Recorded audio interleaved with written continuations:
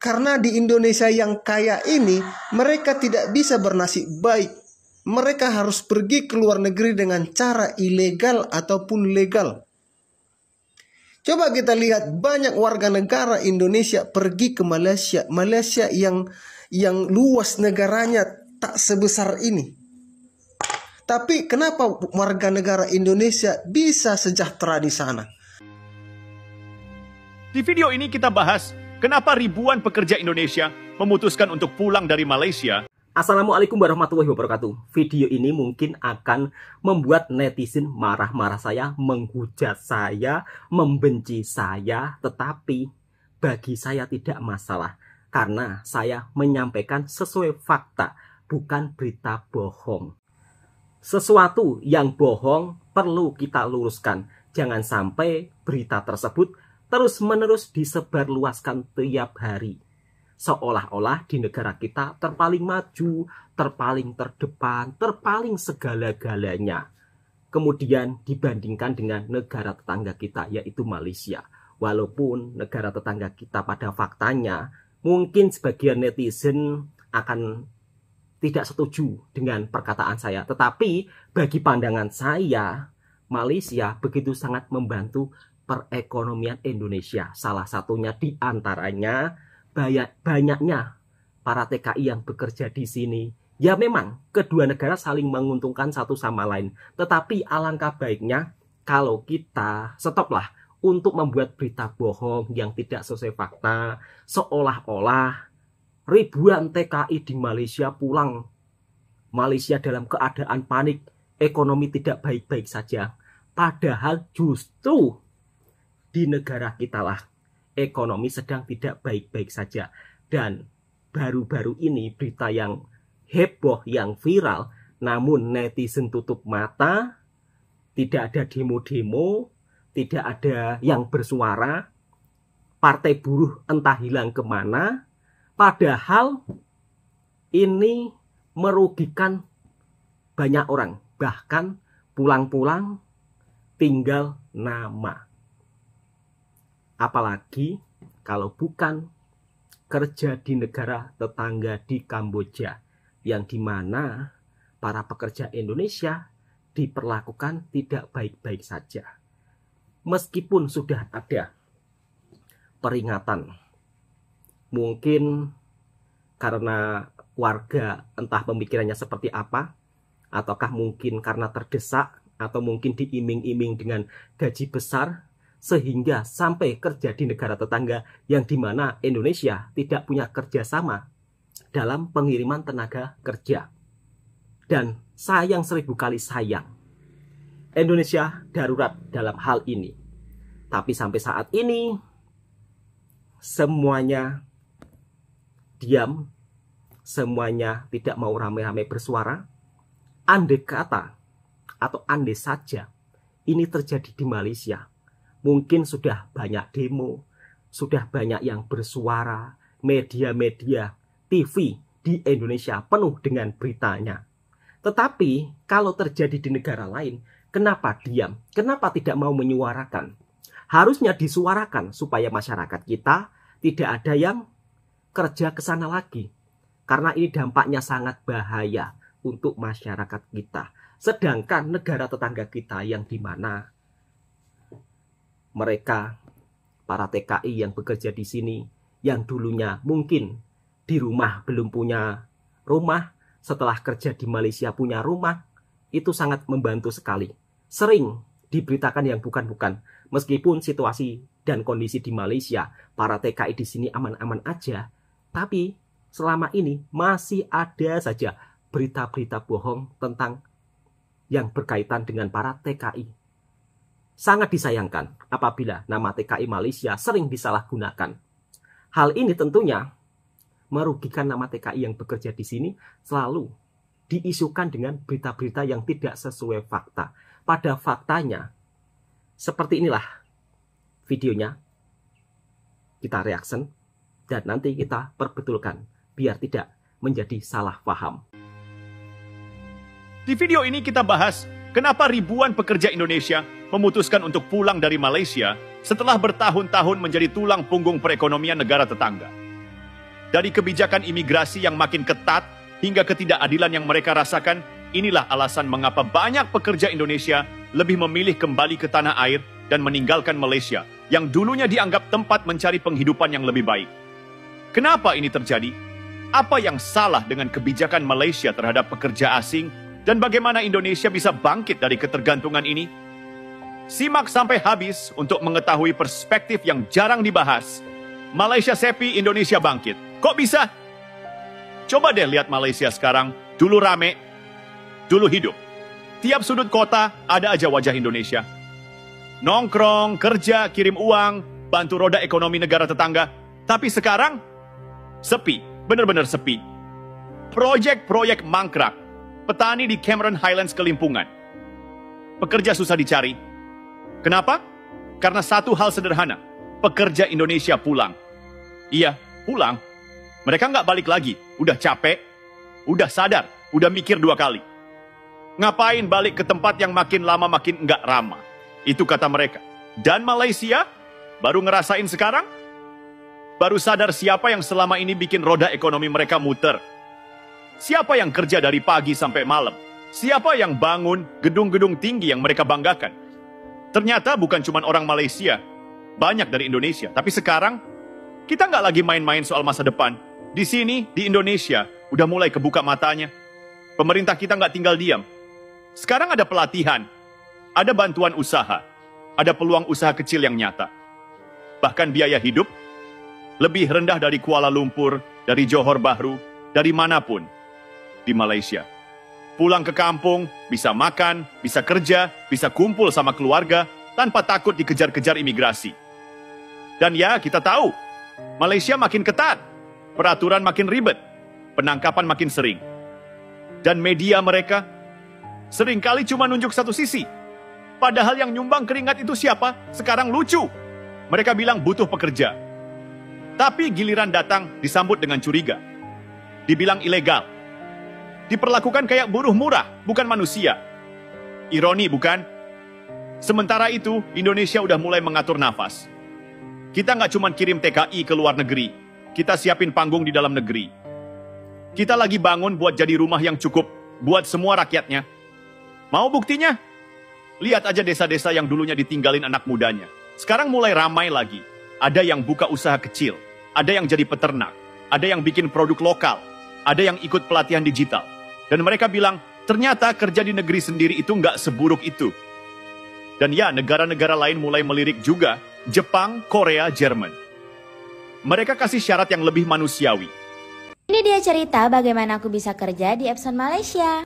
Nah, sambil aku cerita, sambil kalian bisa lihat bagaimana kegiatan aku kerja shift malam ya. Aku tuh lulusan tahun 2021. Nah, sebelum aku lulus tuh guru aku pernah nawarin aku buat cari kerja lewat BKK atau bursa kerja khusus yang baru didirikan di sekolahan. Fungsi tersendiri dari BKK adalah menyediakan informasi lowongan kerja, penyaluran dan penempatan kerja bagi lulusannya. Selain itu, BKK juga menjalin kerjasama antar sekolah dengan dunia usaha dan industri, jadi mempermudah siswa-siswi lulusan dari sekolah tersebut mendapatkan pekerjaan. Tapi BKK cuma bisa kalian temuin di sekolah menengah kejuruan atau SMK ya. Jangan sedih, walaupun kalian bukan lulusan dari sekolah tersebut, kalian masih bisa daftar kok. Nah, di tahun 2021 setelah aku daftar di BKK untuk berangkat kerja di Malaysia, ternyata ada kendala di COVID-19. Jadi proses seleksi dan keberangkatan ke Malaysia tuh ditunda kurang lebih selama 1 tahun. Tenang guys, selama 1 tahun itu aku nggak nganggur kok. Aku kerja sebagai penjual dessert box, tapi itu aku buat sendiri ya. Dan ada beberapa pekerjaan yang aku kerjain juga. Saking lamanya aku sampai lupa kalau pernah daftar ke Malaysia. Tiba-tiba guru aku WhatsApp kalau proses pendaftaran kerja di Malaysia tuh bakal dilanjut. Sebelum berangkat ada beberapa seleksi yang harus diikutin dan itu tuh harus lolos semua. Seingat aku ada seleksi tulis, wawancara, dan medical check up. Menurutku semua seleksi yang dikasih tuh gampang semua. Oh iya, seleksi ini diadain di Indonesia ya. Tapi untuk medical check up aku saranin kalian jaga kesehatan. Karena kalau ada satu yang negatif, kalian gak bisa ikut atau berangkat ke Malaysia. Untuk dokumen yang harus dikumpulin, nanti kalian bakal dikasih tahu ada apa aja. Dan yang paling penting adalah kalian mendapatkan izin dari orang tua tua atau kalian yang sudah menikah, kalian juga harus dapat izin dari pasangan kalian masing-masing. Dan izin itu bakal berbentuk surat tertulis, jadi kalau kalian nggak dapat itu, kalian nggak bisa berangkat ke Malaysia. Setelah dinyatakan lulus semua, tanggal 12 Juli 2022 aku berangkat dari rumah ke Jakarta. Dan tanggal 13 Juli tahun 2022 aku flight dari Jakarta ke Kuala Lumpur. Karena sampainya malam, jadi di tanggal 14 Juli tahun 2022 kita disuruh istirahat 1 hari dulu. Dan di tanggal 15 Juli tahun 2022 aku first time masuk ke Epson. Tapi itu untuk training selama 2 minggu dulu ya, habis itu baru bisa kerja. Dan aku kerja di Epson sampai sekarang. Semoga informasinya membantu. Kapan-kapan lagi. Thank you for watching. Bye-bye. Kok bisa-bisanya buat berita fitnah negara tetangga kita? Malulah.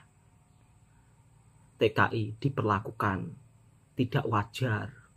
TKI diperlakukan tidak baik. Faktanya, fakta yang kita lihat, mbak-mbaknya yang bekerja di kilang, mereka diperlakukan sangat baik. Dari mulai fasilitas rumah juga didapat, gaji juga cukup lumayan. Harusnya dengan adanya negara tetangga kita Malaysia, ekonominya kalau makin maju, kita juga ikut menikmatinya. Salah satunya bisa mengambil tenaga kerja dari Indonesia. Tapi kenapa segelintir YouTuber Indonesia, ini segelintir ya, tidak semuanya, selalu membuat berita bohong berkaitan dengan negara tetangga kita, yaitu Malaysia. Saya membuat video seperti ini, resikonya itu sebenarnya sangat besar. Dihujat lah, dibilang pengkhianat lah, dibilang gak usah kamu pulanglah ke Indonesia, kamu tinggal aja ke sana lah, dasar penjilat ringgit lah, apalah, semuanya dibilang, dikatakan kasar lah, itu menjadi hal biasa. Kemudian di video tersebut mengatakan ekonomi di Indonesia sekarang lagi tengah berkembang, berjaya-jayanya. Lihat desa-desa yang dulu ditinggal anak mudanya sekarang sudah ada kemajuan. Pret. Kalau saya bilang pret. Kenapa saya bilang seperti ini? Ya, faktanya banyak masyarakat di desa. Mungkin bukan hanya saya saja yang terdampak tentang musibah banjir atau terkena musibah banjir. Tapi faktanya, peduli apa? Rumah saya yang dulunya masih utuh sekarang tinggal separuh itu loh. Nggak ada sama sekali kepedulian dari pemerintah desanya. Saya tidak menyalahkan Indonesia ya, saya menyalahkan pejabatnya. Sekali lagi saya tidak menyalahkan negara, saya menyalahkan pejabatnya. Yang dimana pejabat di negara kita itu kebanyakan korupsi. Luar biasa korupsinya. Di negara tetangga, kalau ada warganya yang terdampak musibah, pemerintahnya itu begitu tanggap, begitu langsung mendatangi lokasinya, memberikan bantuan. Tetapi kalau kita yang berada di suatu negara tersebut, kita tinggal di kampung pedalaman, misal kata terkena musibah, ya hanya bisa bersabar dan mengharap pertolongan dari yang di atas. Mau mengharap siapa? Contohnya saya sendirilah. Saya sendiri terkena juga dampak musibah banjir. Tapi bukan rumah saya ya, rumah orang tua dulu lah, yang dimana ditempati adik saya waktu itu. Karena situasi dan kondisinya sudah tidak membuat selamat, jadi pindah. Dari tahun 2022 katanya mau dibangun, sekarang tahun 2025 sampai rumahnya hilang. Itu pun tidak ada perhatian. Mungkin ya kan, mungkin ini mudah-mudahan terjadi di daerah saya saja, bukan di daerah lain. Harap-harap di daerah lain para pejabatnya itu memperhatikan warganya. Kita sebagai warga sebenarnya juga tidak begitu mengharap bantuan kok. Tolonglah kalau ada warga terkena musibah, didatangi gitu, ya kan? Jadi kalau berbicara tentang perhatian, ya kan, perhatian ini bukan saya menjelek-jelekkan ya. Kalau berbicara tentang perhatian daripada pemerintah, ya kan, pemerintah dua negara, saya nilai pemerintah Malaysia itu lebih perhatian warganya. Di saat terdampak kena musibah, mereka itu begitu langsung tanggap cepat, tanpa perlu banyak ini banyak itu. Mungkin video ini akan mendapat hujatan banyak ya, tetapi ya memang faktanya saya alami seperti itu di kampung. Rumah hilang, tapi ya tidak ada tanggapan. Kalau di negara lain, rumah warganya hilang, pemerintahnya itu segera cepat-cepat mendatangi. Tapi kalau tinggal di kampung pedalaman ya seperti itu sahabatku semua, mirisnya. Kemudian saat ini di Indonesia itu juga tengah gawat darurat tentang pekerja Indonesia yang dimana kerja di negara tetangga Kamboja, tapi pulang-pulang tinggal nama. Ini perlu diperhatikan sahabat-sahabatku semua. Kalau kalian mendapat tawaran kerja ke negara orang dengan gaji tinggi, tapi di negara tersebut harap-harap jangan datang, karena Indonesia tidak menjalin kerjasama. Mari kita simak komentar dari netizen. Warga Bekasi tewas setelah disiksa di Kamboja, sempat dibuang tanpa busana ke jalan. Ini warga Bekasi, warga negara Indonesia yang mencari nafkah, pengen mengubah hidup ke negara lain, namun mendapatkan siksaan sampai kehilangan nyawa di negara lain. Ini satu dari belasan kasus warga negara Indonesia yang mengalami penderitaan di negara lain. Tapi mari kita lihat komentar netizen. Induk ayam saja kalau anaknya diganggu akan nyambar. Ini pemerintah Indonesia, rakyatnya dibunuh, belum terdengar tanggapan apalagi tindakan. Kemana saja mereka? Saya sebagai rakyat sangat kecewa. Jadi semoga lah ini didengar Bapak Prabowo Subianto beserta menteri-menterinya, Kemenlu, ya. Kenapa kalian diam ketika warga negara Indonesia mengalami penyiksaan bahkan kehilangan nyawa di negara lain? Kalian diam. Kalian tidak sadar warga negara Indonesia lari ke luar negeri karena ingin mengubah hidup, mengubah nasib. Mas. Karena di Indonesia yang kaya ini mereka tidak bisa bernasib baik. Mereka harus pergi ke luar negeri dengan cara ilegal ataupun legal. Coba kita lihat banyak warga negara Indonesia pergi ke Malaysia. Malaysia yang luas negaranya tak sebesar ini. Tapi kenapa warga negara Indonesia bisa sejahtera di sana? Karena pemerintah di sana tidak munafik. Betul Mas. Jujur-jujur. Ke Kamboja. Kamboja hanya seukuran ini dibandingkan dengan Indonesia. Tapi bisa menjadi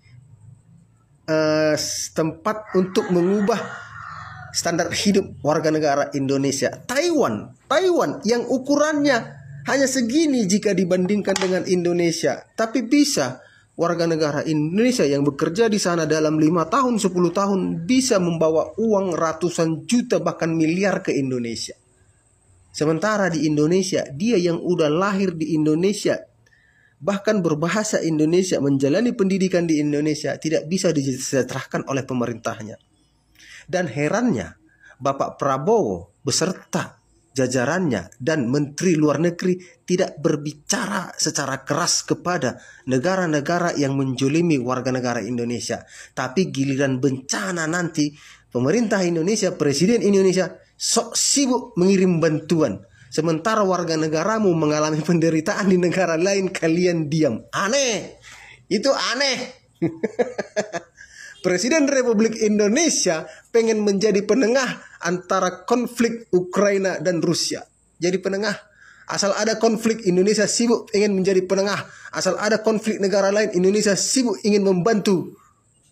Tapi giliran warga negara Indonesia mengalami penzoliman, Presiden Republik Indonesia beserta jajarannya, khususnya Kemenlu, diam. Pemerintah apa ini? Kalian memang caper kalian itu apa ya? Ke internasional itu memang tingkat tinggi caper kalian. Pantang kita ini enggak negara paling power, Coba kalian bayangkan, kita negara-negara kalau dibandingkan dengan Rusia dan Ukraina, negara Indonesia sosok mau jadi penengah. Ibarat ada bapak-bapak berantem, lalu datang anak SMP, udah jangan berantem kalian. Datang bapak-bapak ini, siapa kau? Di tokonya kita. Iya kan? Itulah yang kita tidak sadari. Warga negara kita sendiri mengalami penjoliman, kehilangan nyawa di negara lain, kita diam. Tapi ketika ada negara lain yang konflik, berperang atau mengalami bencana, kita sibuk ngirim bantuan. Indonesia Darurat TPPO, kayaknya sebutan ini cocok untuk Indonesia sekarang. Karena kenapa? Makin kesini, makin hari makin banyak orang-orang Indonesia itu yang teridentifikasi akan menjadi korban tindak.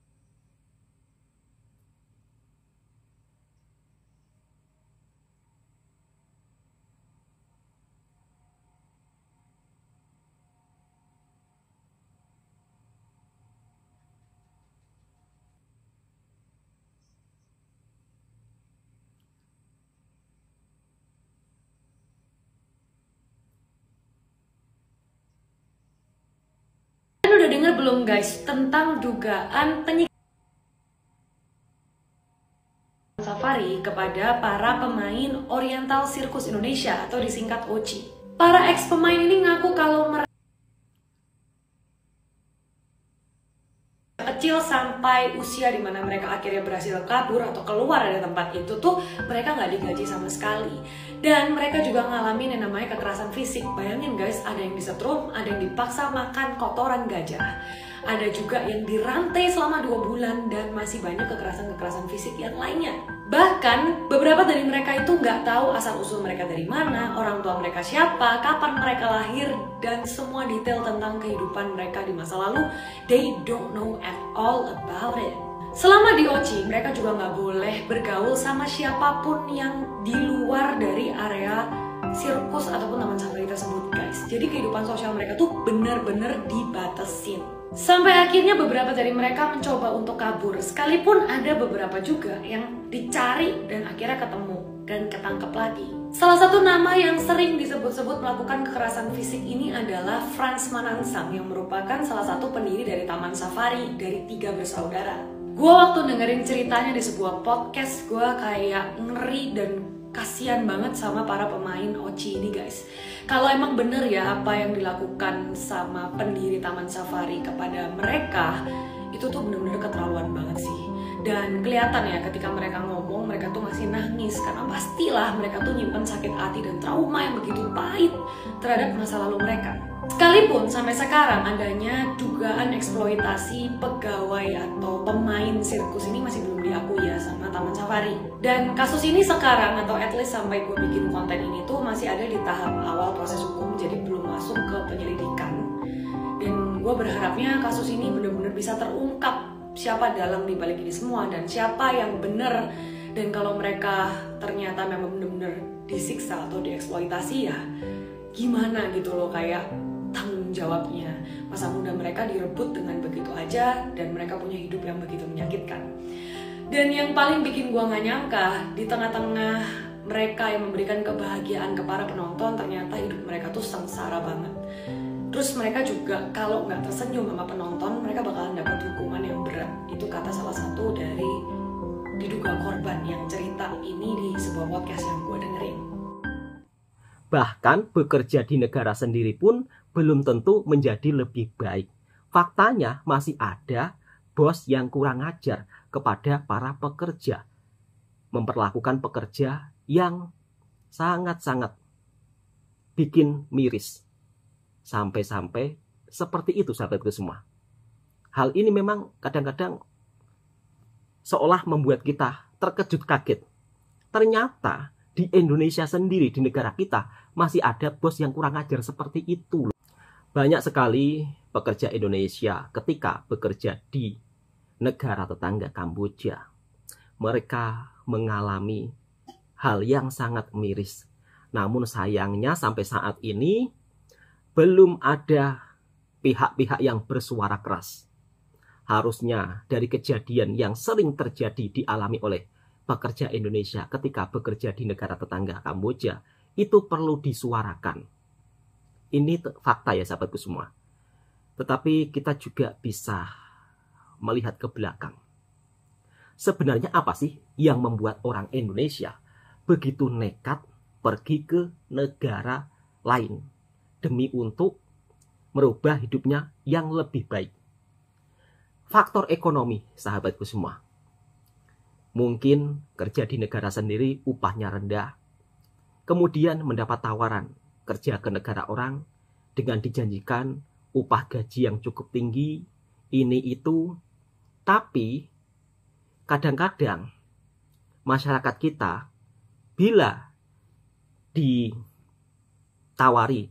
kerja dengan gaji tinggi, tidak mau melihat informasi sejelas-jelasnya. Mereka langsung, iya saya mau. Ini sangat salah ya. Jadi kalau ada orang-orang yang mungkin menawari Anda untuk bekerja di negara orang, cukup bawa paspor saja, nanti langsung bisa terbang ke sana. Itu salah besar. Yang namanya kerja di negara orang itu butuh dokumen yang resmi, butuh visa kerja. Tapi kalau kalian modal paspor saja, jangan sampai mau ke negara manapun. Dan pastikan kalau bekerja ke negara tetangga, ke negara orang harus lewat jalur resmi. Jangan sampai jalur yang tidak resmi. Namun di sisi lain, faktanya negara tetangga kita, Malaysia, yang sering kalian kata-katain, banyak orang Indonesia yang nekat kerja ilegal ke negara tetangga, sampai-sampai kadang-kadang mereka terkena musibah di tengah lautan. Sering kali terjadi. Ya mudah-mudahan di saat kondisi ekonomi di negara kita yang mungkin saat ini kurang baik-baik saja, sahabat-sahabatku semua sabar dan jangan sampai bekerja di negara orang dengan cara ilegal. Oke, cukup sekian. Mudah-mudahan video ini juga bisa memberikan informasi yang bermanfaat buat sahabatku semua.